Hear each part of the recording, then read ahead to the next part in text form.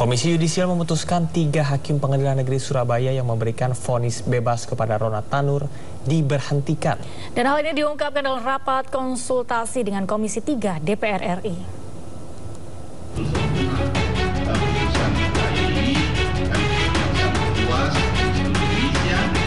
Komisi 3 DPR RI melakukan rapat konsultasi dengan Komisi Yudisial membahas pengawasan terhadap vonis bebas yang diberikan oleh 3 hakim PN Surabaya kepada Ronald Tanur.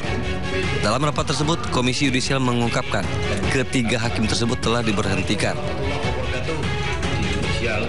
Dari hasil pengawasan dan investigasi, ketiga hakim tersebut melakukan pelanggaran berat serta melanggar pedoman perilaku hakim. Pada intinya, putusan vonis terhadap Ronald Tanur yang dibacakan oleh hakim tersebut berbeda dengan salinan putusan yang diberikan.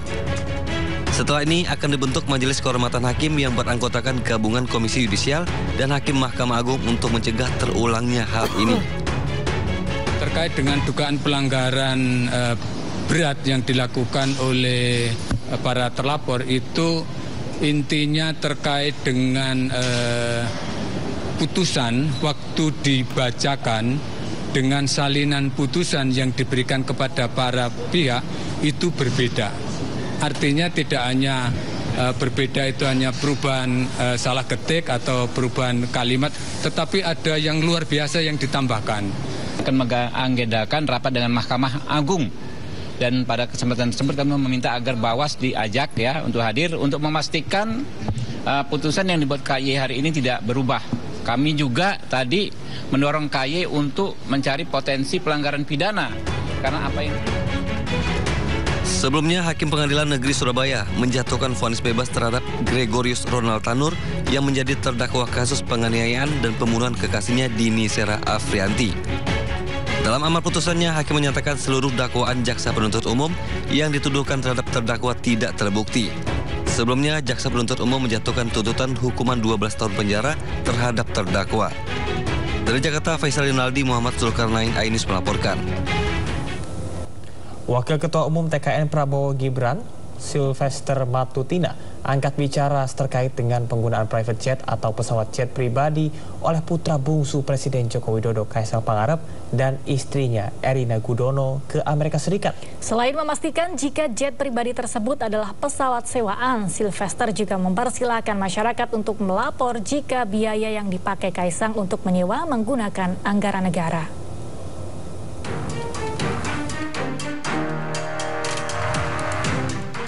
Penggunaan pesawat jet pribadi oleh putra bungsu Presiden Jokowi, Kaisang Pangarep, dan istrinya Erina Gudono ke Amerika Serikat kian menjadi sorotan masyarakat. Kaisang dan Erina dikabarkan terbang ke Amerika Serikat pada 18 hingga 21 Agustus 2024 menggunakan private jet jenis Gulfstream G650ER dengan nomor registrasi N588SE. Pesawat tersebut tercatat berangkat dari Bandara Halim Perdana Kusuma menuju Bandara Internasional Philadelphia, Amerika Serikat. Beragam tanggapan diungkapkan warganet di media sosial karena Kaisang menggunakan pesawat pribadi dengan ekonomi masyarakat Indonesia yang sedang tidak baik-baik saja. Meski begitu, Wakil Ketua Umum TKN Prabowo Gibran, Sylvester Matutina, memastikan jika pesawat yang ditumpangi Kaisang bukanlah miliknya, melainkan pesawat sewaan, karena di dalam pesawat tidak hanya ada pasangan Kaisang Erina, tetapi ada beberapa rekan lainnya. Dirinya mempersilahkan masyarakat untuk segera melapor jika mendapati bukti apabila penggunaan jet pribadi tersebut menggunakan anggaran negara. Dengan jarak yang ditempuh sejauh 16.276 km dari Bandara Halim menuju Bandara Internasional Philadelphia, Amerika Serikat, maka biaya yang dikeluarkan untuk menyewa pesawat jet pribadi tersebut diperkirakan sekitar 556.305 US dollar atau sebesar 8,67 miliar rupiah. Logikanya sangat mustahil ya, tapi ya silakan aja kalau ada yang memang mau menyelidiki ya, karena memang Mas Kaisang ini adalah juga seorang pengusaha dan ada temannya juga yang di private jet itu mereka memang pengusaha gitu. Jadi saya sendiri juga seorang pengusaha ya, jadi saya pikir masyarakat banyak juga yang menggunakan private jet gitu. Jadi bukan suatu hal dosa besar ya orang menggunakan private jet gitu, sepanjang tidak menggunakan ini atas fasilitas negara atau uang hasil korupsi atau kejahatan. Jadi ada yang mau melaporkan ya, kalau menggunakan itu hak demokrasi gitu. Kalau menggunakan uang negara ya dilaporkan aja. Bagaimana? Saya pun tidak setuju gitu ya, silakan melaporkan saja. Sebelumnya diketahui kala itu Erina tengah menjalani orientasi program S2 di University of Pennsylvania, Amerika Serikat. Erina mengunggah beberapa momen di media sosial yang dianggap sebagian besar warganet tone deaf atau tidak peka terhadap situasi sosial usai memamerkan gaya hidupnya yang dinilai hedon. Dari Jakarta, Raniston Sanjaya melaporkan. Pakar penerbangan Alvin Lee menilai pesawat yang digunakan Kaisang Pangarep dan istri sangat misterius karena data penerbangan dihapus agar tidak terlacak. Alvin mengaku heran dengan penghapusan tersebut lantaran para penumpangnya bukan kepala negara atau selebriti kelas dunia. Gini, pesawat charter kan memang ada yang disewakan untuk umum, ada juga yang memang itu fasilitas perusahaan untuk direkturnya, eksekutifnya, juga bisa untuk memanjakan orang-orang yang penting bagi perusahaan tersebut, misalnya vendor, pelanggan, atau relasi-relasi lain itu untuk dimanjakan. Nah, saya tidak tahu apa kaitan Kaisang dengan pemilik pesawat ini, tapi kalau itu diberikan sebagai pelayanan untuk memanjakan Kaisang, tentunya perusahaan ini juga punya kepentingan terhadap Kaisang gitu. Kalau gini, Kaisang saat ini dia bukan penyelenggara negara, dia juga bukan pejabat. Tapi masalahnya yang disorot adalah Kaisang ini anak presiden. Nah, ada yang mencurigai jangan-jangan Kaisang mendapat pelayanan ini kaitannya dengan jabatan bapaknya. Tapi apakah itu ada kaitannya? Itu bukan ranah saya untuk menyelidiki itu.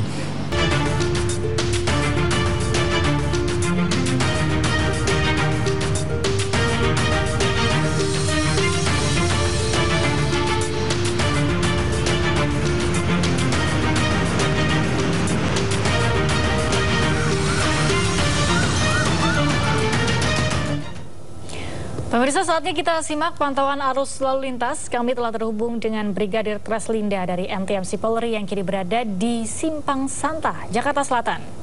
Halo, Brigadir Treslinda, bagaimanakah pantauan arus lalu lintas dari tempat Anda melaporkan saat ini? Silakan. Baik, terima kasih Galuh dan juga Camar di studio. Selamat pagi pemirsa, saat ini arus lalu lintas di kawasan Simpang Santa ini memang terlihat mengalami peningkatan volume kendaraan. Hal ini berkaitan dengan jam berangkat perkantoran. Untuk arus lalu lintas dari arah Pancoran yang akan mengarah ke arah Blok M saat ini memang cukup padat. Hal itu bisa dilihat pada antrian di traffic light mencapai 200 meter ke belakang. Selepas traffic light, kendaraan dapat melaju dengan kecepatan normal untuk kendaraan yang akan mengarah ke arah Blok M. Namun di arah yang akan belok kiri ke arah Kebayoran Baru sedikit mengalami perlambatan, baik itu kendaraan yang akan mengarah ke arah Kebayoran Baru maupun dari Kebayoran Baru yang akan mengarah ke arah Blok M ataupun ke arah Pancoran. Kami harapkan Anda untuk bersabar dalam menunggu antrian kendaraan, terutama roda 2, untuk selalu sabar, tentunya tidak melawan arus dan juga ikutilah arahan serta petunjuk petugas kami yang berada di lapangan. Untuk arus lalu lintas dari Blok S yang akan mengarah ke Pancoran saat ini dalam keadaan ramai lancar. Dominasi kendaraan pada pagi hari ini lebih didominasi oleh kendaraan roda 2 maupun roda 4. Harap para pengendara untuk selalu mengutamakan keselamatan dalam berkendara serta patuhilah rambu lalu lintas serta marka jalan yang ada. Kemudian Galuh dan juga Camar, berdasarkan data Irasama Korlantas Polri, angka kecelakaan lalu lintas di seluruh Indonesia selama 1 kali 24 jam terjadi 268 kasus laka lantas dengan rincian 26 meninggal dunia, 42 luka berat dan 98 luka ringan. Dari 268 kasus laka lantas tersebut, 39% terjadi 39% terjadi karena kecerobohan pengemudi. Dan pemirsa, kecerobohan pengemudi ini menjadi salah satu hal penyebab kecelakaan lalu lintas di beberapa hari kebelakang ini. Untuk itu kami harapkan Anda untuk selalu tertib dalam berkendara. Untuk mengupdate informasi arus lalu lintas terkini, kami siap melayani Anda di 1500669 atau melalui SMS center kami di 9119. Ya, baik, Galuh dan juga Camar, kembali ke Anda. Baik, terima kasih Brigadir Treslinda atas laporannya dari Simpang Santa, Jakarta Selatan. Selamat bertugas kembali dan salam presisi.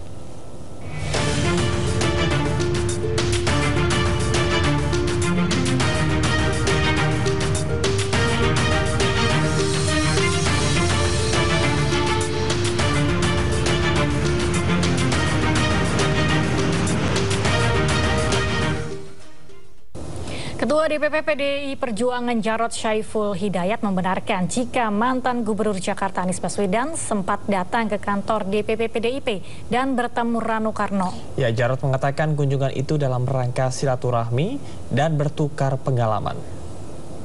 Memang Pak Anies tadi kita lihat sempat datang di gedung B, ketemu sama Sidul, Bang Rano, betul nggak? Bung Rano Karno. Kalian harus ingat bahwa Pak Rano, Bung Rano ini adalah Gubernur Banten, Wakil Gubernur Banten. Pak Anies itu Gubernur DKI. Masa Gubernur DKI sama Gubernur Banten berdiskusi ya tidak boleh? Boleh kan? Boleh. Jadi dalam rangka untuk silaturahim, untuk membicarakan sebetulnya DKI ke depan itu seperti apa? Tukar menukar pengalaman. Pemirsa, sebelumnya pertemuan Anies Baswedan dengan PDI Perjuangan memunculkan setitik harapan akan bersatunya Anies dengan PDIP. Namun sejumlah keraguan muncul lantaran adanya pernyataan Megawati sebelumnya yang mempertanyakan loyalitas Anies. Maaf, gue bilang enak aja ya, ngapain gue suruh dukung Pak Anies? Dia bener nih kalau mau sama PDI, kalau mau PDI jangan kayak gitu dong ya. Ya tinggal mau nggak nurut ya. Pernyataan ini disampaikan Ketua Umum PDI Perjuangan Megawati Soekarno Putri sebelum kunjungan Anies ke DPD PDI Perjuangan. Usai pernyataan ini, Anies Baswedan sambangi kantor DPD PDI Perjuangan. Kedatangan Anies Baswedan ke kantor DPD PDIP Jakarta membuka kemungkinan dirinya diusung PDIP di Pilkada Jakarta. Bahas pasti. Apa aja tuh, Pak? Ya, kita menyamakan kita punya visi dan misi, ya, bagaimana kita mengawal, ada persamaan, kita punya pandangan bahwa kita harus mengawal konstitusi yang benar, kita harus mengawal demokrasi yang benar. Itu aja. Pak, ini kan tadi hangat banget nih Pak salamannya, senyumnya gitu. Apa udah memutuskan bahwa Pak Anies kayaknya cocok nih diusung sama PDI? Insya Allah. Sementara saat ditanyai apakah akan nurut dengan PDIP jika benar akan diusung, Anies menyebut masih menunggu keputusan. Pak, Bu Mega kan bilang kalau Pak Anies mau didukung, Pak Anies mau atau enggak nurut sama Bu Mega gitu Pak. Nah, Pak Anies melihat itu seperti apa Pak? Ya, jadi kita semua menyadari bahwa beliau merujuk kepada amanat konstitusi, cita-cita bernegara, cita-cita untuk mewujudkan Indonesia yang bersatu, yang beragam tapi bersama, dan itulah yang kemudian kita jadikan rujukan sama-sama. Usai pertemuan, Anies berikan sejumlah sinyal akan bergabung menjadi kader PDI Perjuangan. Melalui akun Instagramnya, Anies menginformasikan dibekali buku-buku yang miliki ideologi sejalan dengan PDIP. Tim Liputan iNews melaporkan. Sementara itu, politikus Partai Golkar Ridwan Kamil menyatakan siap menghadapi siapapun dalam Pilkada Jakarta 2024, termasuk Anies Baswedan. Jelang pendaftaran, RK pun gencar berkunjung ke sejumlah partai politik pendukung. Benar acara konsolidasi pemenangan Gubernur DKI Jakarta di sini tempatnya. Bakal calon Gubernur Jakarta Ridwan Kamil berkunjung ke sejumlah partai pendukung pada akhir pekan lalu. Di antaranya hadir dalam konsolidasi struktur pemenangan RK Suswono oleh P3 di Jakarta Pusat pada Minggu siang. Pada kesempatan tersebut, Ridwan Kamil menanggapi isu terkait potensi Anies Baswedan melenggang di Pilkada Jakarta dan menjadi rivalnya. RK menyebut semakin banyak calon pada kontestasi Pilkada justru semakin bagus. Semakin banyak, semakin bagus untuk warga Jakarta. Kalau bisa 5 sekalian, kalau bisa lebih banyak, nggak ada masalah. Karena warga nanti punya banyak pilihan secara rasional, mana solusi-solusi yang dibawa oleh calon yang paling relevan dengan 5 tahun ke depan kan. Contohnya kita kan ada slogan Jakarta Baru, karena kita membawa gagasan pasca Jakarta ditinggal IKN kan. Nah, jadi banyak hal-hal baru yang harus kita sampaikan. Jadi intinya makin banyak semakin bagus siapapun itu. Selain berkunjung ke P3, Ridwan Kamil juga menyambangi kantor pusat Partai Solidaritas Indonesia atau PSI. Deklarasi dukungan PSI terhadap pasangan RK Suswono ditandai dengan penyerahan surat dukungan oleh Sekjen PSI, Raja Juli Antoni. Tim Liputan iNews melaporkan. Ketua Umum Partai Golkar Bahlil Lahadalia buka suara perihal Airin Rahmidiani yang mendapat dukungan dari PDI Perjuangan untuk maju dalam pemilihan Gubernur Banten. Sebagai Ketua Umum, Bahlil menghargai keputusan kadernya itu untuk maju bersama dengan partai lain. Pada dasarnya, Kementerian Agama mengeluarkan yang memang dibutuhkan. Ketua Umum Partai Golkar Bahlil Lahadalia menghargai pencalonan Airin Rahmidiani yang maju di Pilgub Banten dengan dukungan dari PDIP. Bahlil mengakui pencalonan Airin sempat menjadi dinamika di internal Partai Golkar. Bahlil memastikan bahwa Partai Golkar tidak boleh membatasi hak politik Airin sebagai warga negara, meskipun maju dengan partai lain. Memang itu sebuah dinamika di internal partai kami ya, dan teman-teman sudah pada tahu bahwa kemungkinan besar itu Ibu Airin mendaftar dengan PDIP, dan kita hargai keputusan politik itu. Nggak boleh sampai kita melanggar ya, kita nggak boleh membatasi hak politik setiap warga negara. Saya pikir. Meski demikian, Bahlil memuji sosok Airin yang dinilainya merupakan sosok kader wanita luar biasa yang dimiliki Partai Golkar. Yang jelas Ibu Airin adalah kader yang bagus dari Golkar ya. Ibu Airin adalah kader wanita yang luar biasa ya. Sebelumnya PDIP resmi memberikan dukungan kepada Airin Rahmidiani dan Ade Sumardi untuk maju di Pilgub Banten 2024. Di Pilgub Banten, Golkar justru memberikan dukungan kepada pasangan Andra Soni dan Dimyati Natakusuma. Dari Jakarta, Faisal Rinaldi, Muhammad Zulkarnain, iNews melaporkan. Selain PDI Perjuangan, pemirsa, pada hari Senin kemarin, Partai Solidaritas Indonesia juga mengumumkan pasangan bakal calon gubernur dan wakil gubernur. PSI menjagokan pasangan Deddy Mulyadi dan Erwan Setiawan untuk maju pada Pilgub Jawa Barat 2024. PSI yakin pasangan Deddy dan Erwan bisa membawa Jawa Barat menjadi lebih baik.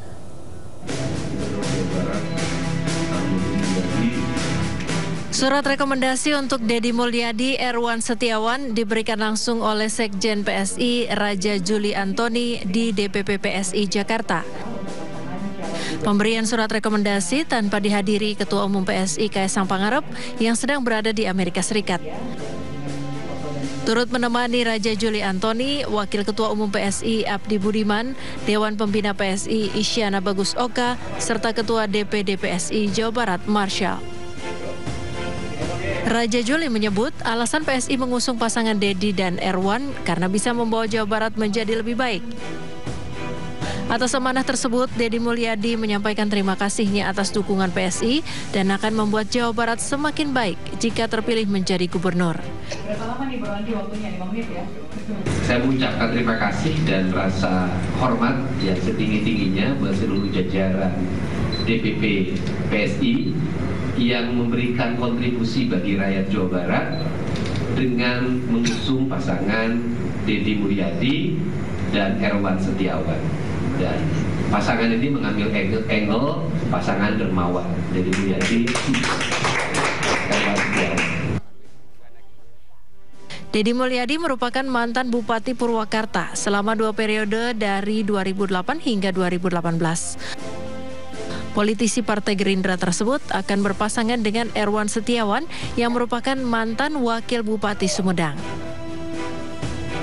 Selain PSI, pasangan Deddy Erwin juga didukung Partai Golkar, Partai Gerindra, Partai Demokrat, dan PAN, serta sejumlah partai non-parlemen di DPRD Jawa Barat. Rencananya siang hari ini pasangan Bacawagup Jabar Deddy Erwan mendaftar ke KPU Jawa Barat. Dari Jakarta, Syahreza Zanski, Dimas Winardi, iNews melaporkan. Sementara itu, perang bintang akan terjadi di Pilkada Jawa Tengah 2024. PDI Perjuangan mengusung mantan Panglima TNI Andika Perkasa, sementara Gerindra mengusung mantan Kapolda Jawa Tengah Ahmad Lutfi. Selanjutnya Provinsi Nusa Tenggara Timur. PDI Perjuangan resmi mengumumkan mengusung Jenderal Purnawirawan Andika Perkasa menjadi calon Gubernur Jawa Tengah Senin siang. Sementara Hendrar Priyadi didapuk sebagai calon Wakil Gubernur Andika. Pengumuman tersebut dibacakan Sekjen PDI Perjuangan Hasto Kristianto di kantor DPP PDI Perjuangan. Andika dan Hendi yang menghadiri deklarasi tersebut akan daftar sebagai calon Kepala Daerah Jawa Tengah pada hari ini. Ya, kami baru menerima surat rekomendasi, kami berdua, dan saya tahu, kita ini baru tahu mungkin hanya beberapa waktu yang lalu, waktu itu jam, itu pun nggak jelas. Jadi saya terus terang baru akan mempelajari bersama Mas Hendi apa yang harus kita lakukan, prioritas, visi misi, dan program. Gitu. Tapi visi misi yang udah dicatatkan apa saja? Ya, secara umum ya intinya bahwa kita ingin melihat masyarakat Jawa Tengah itu satu, makaryo atau produktif. Yang kedua, mereka harus becik itu baik, benar, tapi juga kita harus manunggal. Karena apa? Karena apapun yang kita lakukan kalau tidak didukung oleh semua pemangku kepentingan dari level atas sampai dengan paling bawah masyarakat, ya mungkin akan sulit. Pak Jenderal berencana daftar tanggal berapa, Pak? Disampaikan Bu Mega, banting pengkaji itu maksudnya maknanya apa?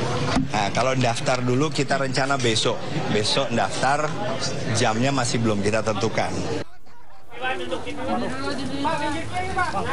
Sebelumnya, Partai Gerindra resmi mengusung Ahmad Lutfi dan Taj Yassin di pemilihan Gubernur dan Wakil Gubernur Jawa Tengah. Lutfi dan Taj Yassin akan mendaftarkan diri di KPU Jawa Tengah pada 27 atau 28 Agustus 2024. Sebelumnya, Lutfi diisukan akan berpasangan dengan Kaesang Pangarep sebagai calon Wakil Gubernur.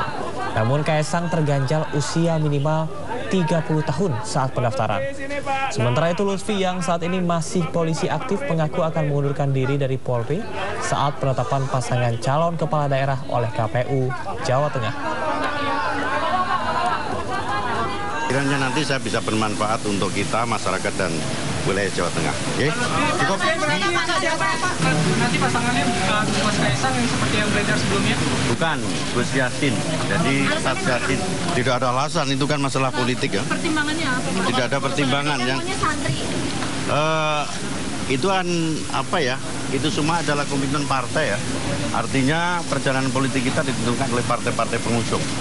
Bukan pakai alasan. Ya. Menuju kontestasi Pilkada, Badan Pengawas Pemilihan Umum atau Bawaslu meluncurkan pemetaan kerawanan pemilihan serentak 2024. Ya, 5 daerah potensi rawan Pilkada 2024 menjadi perhatian khusus.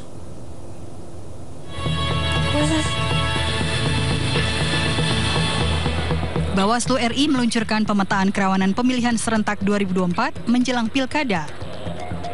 Mulai dari tahapan pencalonan, kampanye, hingga pemungutan suara. 5 provinsi yang masuk kategori rawan tinggi yakni Nusa Tenggara Timur, Sulawesi Selatan, Sulawesi Tengah, Kalimantan Timur, dan Jawa Timur.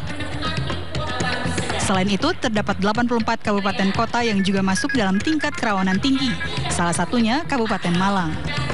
KPN yang sekarang kita melakukan launching tentang pemetaan kerawanan, tahapan pencalonan, kampanye, dan pungut hitung.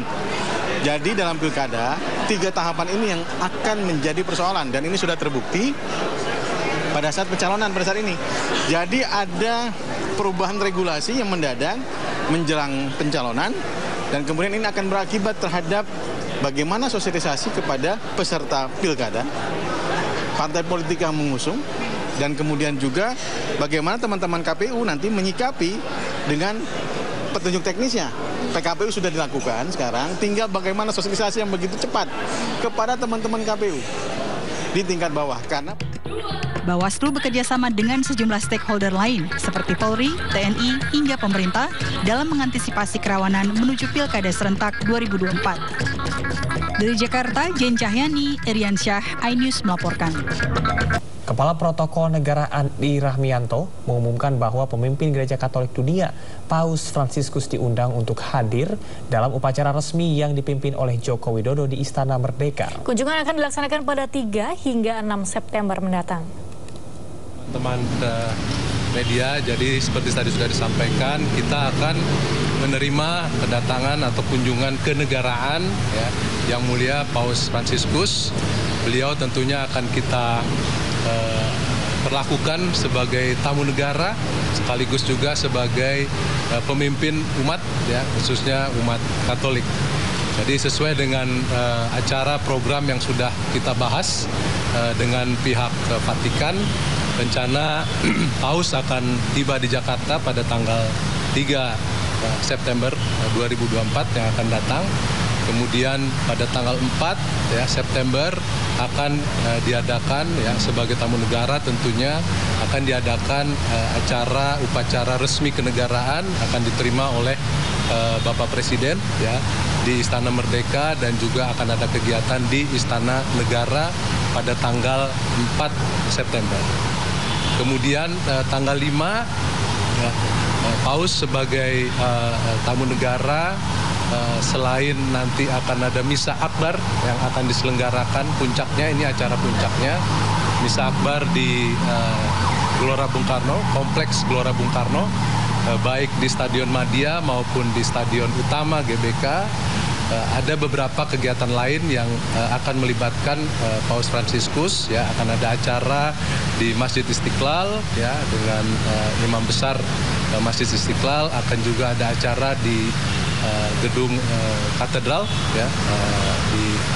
Pemirsa, terima kasih Anda masih di Sido Today bersama dengan saya Camar Haenda dan Galuh Pandu. KPU membuka secara resmi pendaftaran calon kepala daerah yang akan maju di Pilkada serentak hari ini.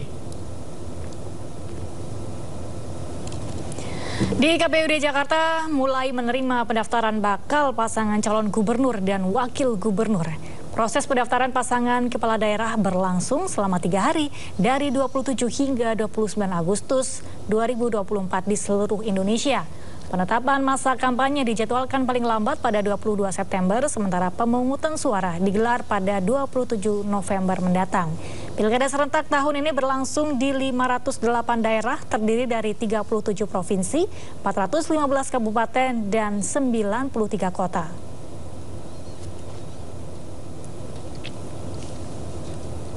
Dan pemirsa, untuk mengetahui informasi terkini terkait dengan pendaftaran pasangan calon gubernur dan wakil gubernur daerah Jakarta, sudah bersama dengan kami Giselia Nurrohma dari Gedung Komisi Pemilihan Umum Daerah Jakarta.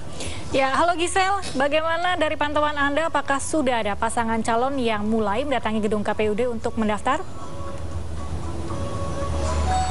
Baik, selamat pagi Camar, Galuh, dan juga pemirsa. Seperti yang kita tahu bahwa hari ini adalah hari pertama pendaftaran calon gubernur dan juga calon wakil gubernur DKI Jakarta 2024 di KPUD DKI Jakarta. Dan dapat kami sampaikan situasi pagi ini pada pukul 8:49 pagi waktu Indonesia Barat. Situasi di sekitar gedung KPU ini terpantau masih kondusif. Kemudian panitia pelaksana ini juga terlihat masih berlalu lalang untuk melakukan sejumlah persiapan persiapan dan juga pematangan begitu. Dan kami melihat di depan gedung KPUD DKI Jakarta ini terdapat sejumlah pengamanan yang memang saat ini cukup diperketat, dan kami melihat adanya sejumlah ambulan di depan gedung KPUD DKI Jakarta yang kemungkinan ini memang dipersiapkan selama 3 hari jalannya pendaftaran Cagup dan juga Cawagup DKI Jakarta 2024. Dan hingga saat ini pemirsa, kami belum melihat adanya satu ataupun pasangan calon dari gubernur dan calon wakil gubernur yang datang ke KPUD DKI Jakarta untuk melakukan pendaftaran begitu, karena mengingat pendaftaran untuk Cagup dan juga Cawagup DKI Jakarta ini berlangsung selama 3 hari terhitung sejak hari ini 27 Agustus hingga hari Kamis 29 Agustus 2024, yang mana pada tanggal 27 dan tanggal 28 pendaftaran dibuka mulai pukul 8 pagi hingga pukul 4 sore waktu Indonesia Barat. Sementara untuk hari Kamis, yaitu hari terakhir tanggal 29 Agustus 2024, pendaftaran dibuka mulai pukul 8 pagi hingga pukul 23:59 malam waktu Indonesia Barat. Pemirsa, pada pendaftaran Cagup dan juga Cawagup kali ini pihak KPU DKI Jakarta tidak memperbolehkan adanya arak-arakan yang berpotensi dapat mengganggu lalu lintas begitu, mengingat pendaftaran ini dilakukan pada hari kerja yakni hari Selasa hingga hari Kamis, sehingga nantinya bakal pasangan Cagup dan juga Cawagup hanya akan didampingi oleh elit partai politik. Sementara untuk pendukung ini pihak dari KPUD DKI Jakarta juga hanya membatasi sekitar 150 orang dan hanya boleh menunggu di luar gedung KPU DKI Jakarta. Kemudian sejauh ini pemirsa, pasangan yang terkonfirmasi yakni yang diusung Kim Plus yaitu Ridwan Kamil dan Suswono direncanakan akan mengunjungi atau akan mendaftar di KPUD DKI Jakarta pada hari esok Rabu 28 Agustus 2024. Dan sebagai informasi pemirsa, KPU DKI Jakarta ini memastikan akan menggunakan peraturan KPU atau PKPU terbaru mengikuti putusan dari Mahkamah Konstitusi tentang pencalonan pilkada terkait batas usia dan juga ambang batas suara. Demikian Camar dan juga Galuh.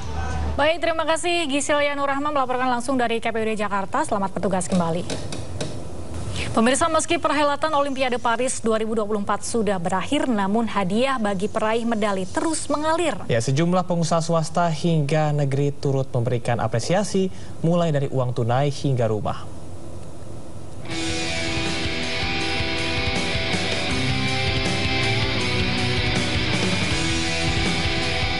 Pada malam apresiasi, Sinergi Kelompok Usaha Indonesia turut memberikan hadiah untuk 3 atlet dan pelatih peraih medali Olimpiade Paris 2024, yakni Rizky Juniansah, Fredrik Leonardo, dan Gregoria Mariska Tunjung.